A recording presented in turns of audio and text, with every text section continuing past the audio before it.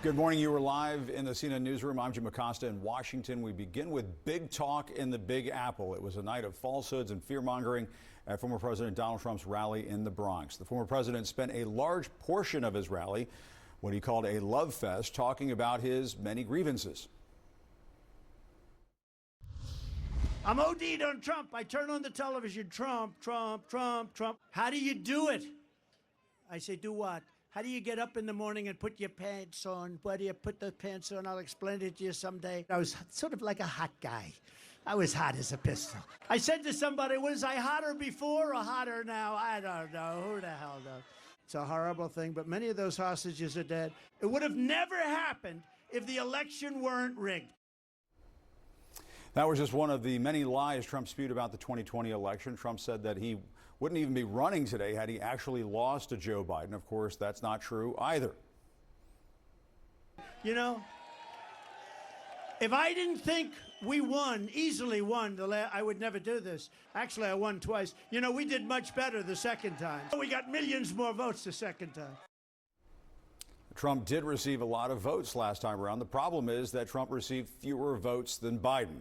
Trump also falsely claimed he oversaw the best job market in history for black Americans. That's not true.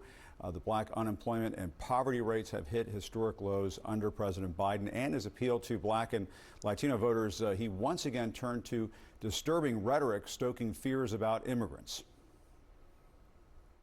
African Americans are getting slaughtered. Hispanic Americans are getting slaughtered. And these millions and millions of people that are coming into our country, the biggest impact and the biggest negative impact is against our black population and our Hispanic population. Let's discuss more now with Democratic Congress. Former President Donald Trump once again using incendiary rhetoric to demonize immigrants during his appeal to black and Hispanic voters. He leaned back on rhetoric historically used to justify genocide, including that immigrants are bringing, quote, highly contagious diseases into the country. People that have highly contagious diseases are coming into our country. We're like a dumping ground. We don't even know what the language. You know, you have languages that people don't even know about. We have languages where there's nobody in our country that speaks these languages. They want to get us from within. I think they're building an army. They come up in what's called caravans. The women are treated horribly. They're being raped at levels that nobody's ever seen before. Remember the snake, because you're going to get bitten like you never got bitten before.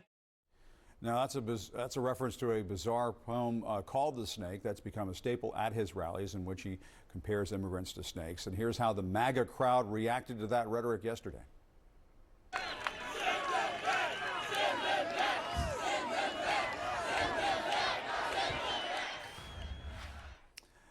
There were a chance of send them back. All right, let's discuss now with CNN political commentators Anna Navarro and Kate Bedingfield. Anna, let me